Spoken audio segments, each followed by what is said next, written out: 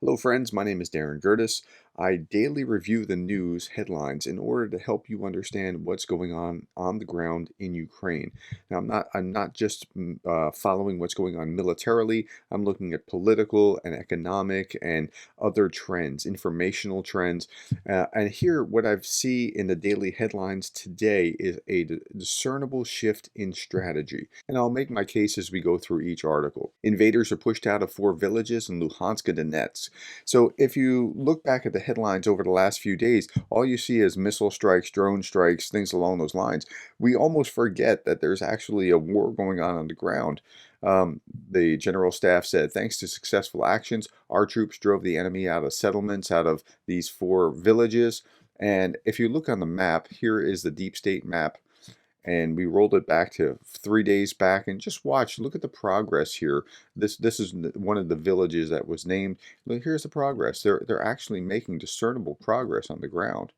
Okay, so they're closing in, they're making better progress, and things are moving that direction. Now it's starting to get cold, it's starting to move towards winter, so I don't know how much more progress they're going to be able to make before it's going to slow down significantly. Here's the Institute for the Study of War. The Kremlin intensifies its information operation to accuse Ukraine of preparing to conduct a false flag attack using a dirty bomb, and they've done this for a second day in a row. Now, what happens is when Russia says Ukraine's doing this, they're usually doing it. The U.S. is this, they're usually the thing that they're accusing the U.S. of. You just got to be really aware that that's how they operate with their propaganda. Russian forces conducted air, missile, and drone strikes against targets in Ukraine at a markedly slower tempo than previous days, and that's good. They're slowing this down. It was like 80 something air and missile attacks on that first day after the Kerch Bridge on Monday, 2 weeks ago. And Ukraine forces shot down 16 Shahed drones on October 23rd. So the tempo is slowing some. Russian forces further depleted their limited arsenal of cruise missiles, and Russian forces have stopped targeting Ukraine's military infrastructure, instead aiming at civilian infrastructure to incite panic and fear among Ukrainians. Okay, so that is one, that's a war crime. Two, it's a shift in strategy. And just like the propaganda issue up here is a shift in strategy. Now, there's a great article here in It's Australian News. A new Russian strategy is emerging in Ukraine, but alone it's not enough to win the war. Now, this is the core article on which I'm going to build things. Like the last article that I'm going to point to talks about what I just talked about, but just follow the trajectory here. So they're talking about like a new strategy has emerged in Ukraine. There's been a reset in Russia's approach, and this is being overseen by the new general. Okay, Servakin must meet the Russian objective of drawing the war out for as long as possible. So that's what they want to do. If you're Russia, you want to keep this going because they think winter is their friend. I don't think winter's their friend. I think winter's going to be hard for Ukraine. It's going to be hard for the West, and they think that that hardship is going to drive the Ukrainians to knuckle under and the West to be like, we just want to sue for peace. I don't think it's going to work that way. It's certainly not going to work that way for Ukrainians. It may have an effect on the West. That's yet to be determined. Putin clearly believes that the West will eventually lose interest in the war and in supporting Ukraine. Therefore, Servakin's immediate focus appears to be the destruction of the will of the Ukrainian people. And how you do that? Well, you make them freeze during the winter when there's no energy to have, normal electrical power. He's focused on breaking the will of the Ukrainian people by freezing them in the coming winter. The Russians, seeking economically to strangle Ukraine, want these attacks on civilian buildings and infrastructure to scare away foreign investors. Well, the foreign investors aren't necessarily going to invest now. They're going to invest after.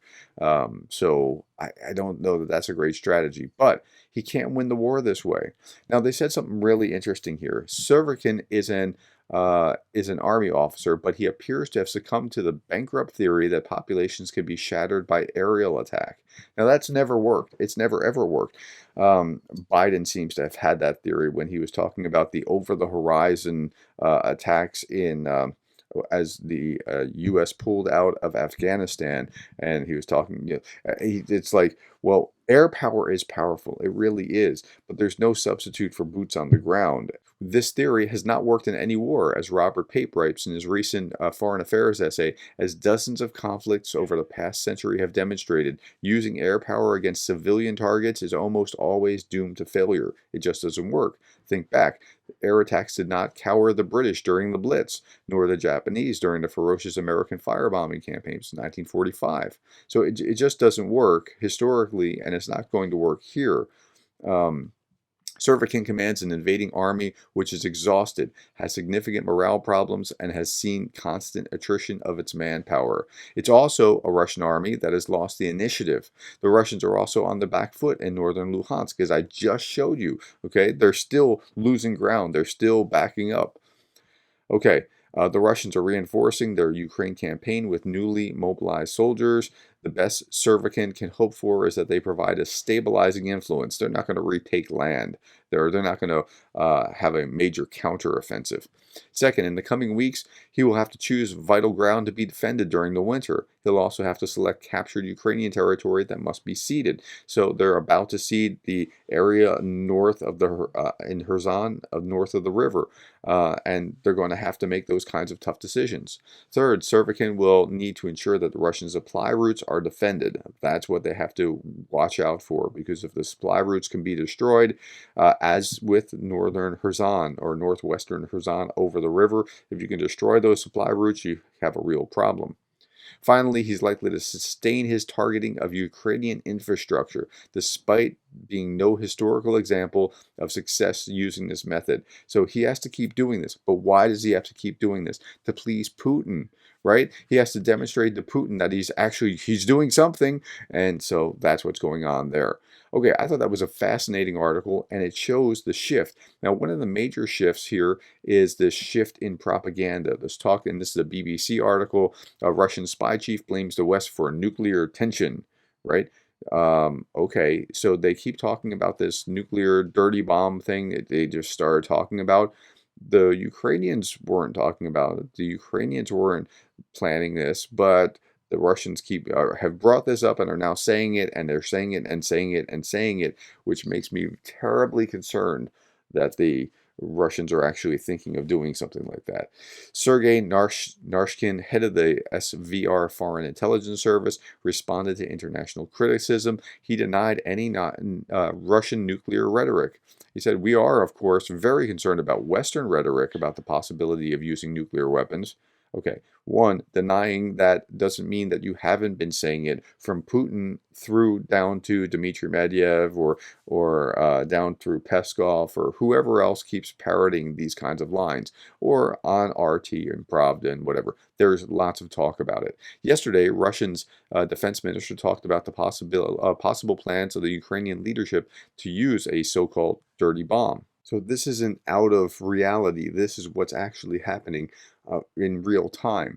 Now, let's look at this. This is Reuters. Russia could plant a dirty bomb, and Russia doubled down on its claim that Kyiv is preparing to use a dirty bomb in Ukraine, and it said it would bring the issue to the UN Security Council on Tuesday. The Russians are a piece of work. I mean, they bring these weird, unfactual, ungrounded, or insignificant claims to the UN Security Council regularly while they're doing horrific things to the Ukrainians. The foreign ministers of France, Britain, and the United States rejected Moscow's allegations as transparently false. The world would see through any attempt to use this allegation as a pretext for escalation. So what they're saying is, Russia is saying the Ukrainians are going to do this false flag operation, and the Americans and French and Britain, they're looking at this going like, okay, Zelensky's not stupid. He's not going to nuke a part of his own territory with the dirty bomb and then say, see, it was Russia, and then have the backing of the West. You can't do that and still have the backing of the West. So it's just not, it's not going to happen. It's not realistic. When today, now here's the thing. Let me go back.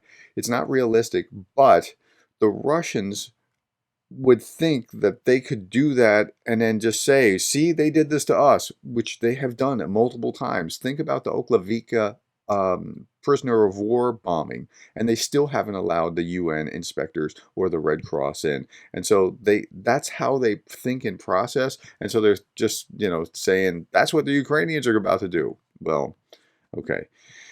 Today the Russian defense minister arranges a telephone carousel and calls the foreign ministers with stories about so-called dirty nuclear bomb, everyone understands. They understand who is the source of all the dirty things that you can imagine in this war. Like it's not it's not Ukraine, but everybody understands that this is how the Russians actually think and process. Okay, Zelensky to call on Israel to decide whether it supports democracy or turns a blind eye to Russian terror. Like he's on the phone saying, which side are you on? Now the Israelis desperately want to stay out of this. Their interest. I talked about following the interest a few days ago. Their interest is supporting Jews wherever they are. They don't want to be drawn into one side or the other because that will hurt their ability to support Jews in Russia. But at the same time, Zelensky's kind of right here. Isn't it time for your state to choose who you're with? Either you're with a democratic world, which is fighting side by side against an existential threat to its existence, or with those who turn a blind eye to Russian terror. It's kind of a good question. Um, and if you can, and Zelensky as a diplomat has had a amazing time threading the needle to follow the interest and get support simultaneously. And he's got to be not too tough and not insufficiently tough in his words when he does this kind of thing. It's a really tough task.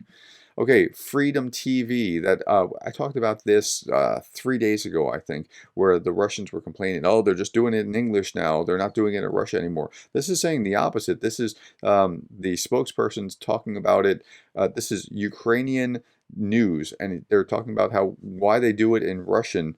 And it's because of this. Ukraine definitely needs a separate telethon in Russia, and I'll explain why. I communicate a lot with colleagues abroad, and for example, in Lithuania, Latvia, they tell me that they are watching Freedom. Let's be honest, in each of these Baltic countries, there are 30 to 40% of the Russian-speaking population. And they're very happy that there is an alternative to Russia's television. There are people watch Russia Today and now Freedom. Also Belarus and Russia. This is a great opportunity to broadcast our narratives to get their point across. Well, what they put on here, and this is Freedom. You can see it's uatv.ua.en for the English version, and what they do is in RT, they're broadcasting their propaganda state point of view. So this is a counter narrative. So they are broadcasting in Russian apparently, where the criticism on RT was that UATV was just only going to English, and how shameful it was that they weren't going to speak in Russian. Okay, that was a couple days ago. Actually, now here's a couple of really interesting things that it's not part of the strategy change, but I want to bring it out because it's important. Ukraine's ex-Centbank chief declared a wanted man for an embezzlement case. So it appears that there's corruption from the central banker who's embezzled more than 200 million hryvnia. That's about $5.42 million US. And he's resigned, and then after he resigned, they're looking into his dealings, and it looks like he's been padding his pockets. So, is it corruption? Looks like there's been pretty heavy corruption in Ukraine, in Russia, in a lot of these countries in this region for some time. That's bad. I hope it's not like what I think, but it's not bad like this is bad. Officers of the Security Service of Ukraine have detained this guy. He was the president of JSC Motor Sich, who is suspected of traitorous cooperation with the Russian Federation. So he wasn't just lining his pockets, he was actually working with the Russians. The SBU said that the detention took place within the framework of criminal proceedings on illegal supply of military goods for Russian attack aircraft by Motor Sich. Officials acted in collusion with representatives of Russian cooperation Rostec, which is one of the main arms manufacturers for Russia. The perpetrators have established transnational channels for illegal supply of wholesale lots of Ukrainian aircraft engines to the aggressor country. Wow, what a jerk. Okay, so what he's been doing is actually working with helping them build military weapons with which they attack Ukraine. Okay, now it's time for fun with Russian state media. Okay, so ex-Russian president warns Western analyst on weapons stocks. Moscow is set to significantly increase the production of arms. Now, that last article that we were just talking about here with this guy that's looking kind of traitorous was actually helping them supply weapons that were going to be killing Ukrainians. Well, they're also building their own weapons, and they're building them because they're running out of them and because they have to and because they can't get it elsewhere. So Russia is about to greatly enhance its military arsenal. The country's former president, Dmitry Medvedev, said on Monday, adding that the output of tanks and high-precision missiles, drones, and artillery pieces is growing multifold. That's because they have to build them there because there's no other place that they can get them from. Well, there's very few places. The places are dwindling. They can get them from Iran. They can get some from North Korea. China, I don't think, wants to get into the sanctions line, so they might not be able to get them from China.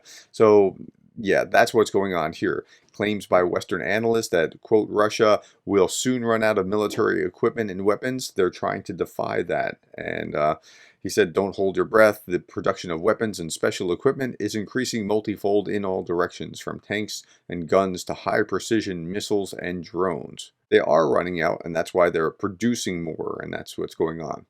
Okay, next, Russian Defense Ministry says Zelensky contacts the UK to obtain nuclear technology. Okay, this is in pravda.ru, and so take it with a grain of salt. Ukraine President Volodymyr Zelensky contacted the UK to obtain nuclear weapons technology. I don't believe it for a moment. I don't believe he did it. I don't believe the UK would provide it. I mean, the Americans aren't even providing long-range regular missiles. I don't believe anyone in the West is going to provide them that. The UK and the Americans and the Russians were part of the Budapest Memorandum, which said we'll protect your sovereign borders if you give up your nuclear technology. They didn't forget that. Okay. We have information about the contacts of the Office of the President of Ukraine with representatives of Great Britain regarding the possibility to obtain technology to build nuclear weapons, the representative of the Russian Defense Ministry says. Now, they also lie regularly, so I'm not really concerned about this kind of statement. The provocation is allegedly being prepared to subsequently accuse Russia of using mass weapons of destruction in Ukraine. Now, this line scares the crap out of me because what the Russians generally charge their enemies with doing, they tend to do. So, I think I know they're saber rattling. I don't know if they have intent, but it is actually very frightening. If you observe this closely, it's very frightening. The U.S. State Department said that the USA, the UK, and France refused to believe that Kyiv could detonate a dirty bomb in Ukraine. That's because it's laughable. But this is the kind of thing that they're feeding to their people right now, these kinds of articles. They keep saying it, and they've said it multiple times over the last few days, so I would watch out for more along these lines.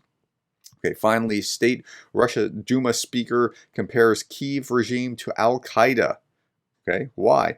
The Ukrainian government employs the same tactics as Al-Qaeda with its conflict in Moscow, says the head of the State Duma in the lower house of Russia's parliament on Monday, because they're planning to make a dirty bomb. Shh.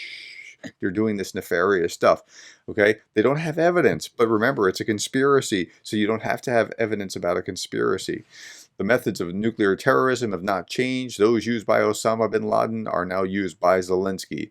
Okay, I don't believe this at all, but again, because they keep saying it, I have to take seriously that it's in the minds of the Russians to actually do something like this here. Okay, that's all that I have for today, and I'll be back tomorrow, but thank you for being the kind of person that cares enough about Ukraine to spend this time with me today.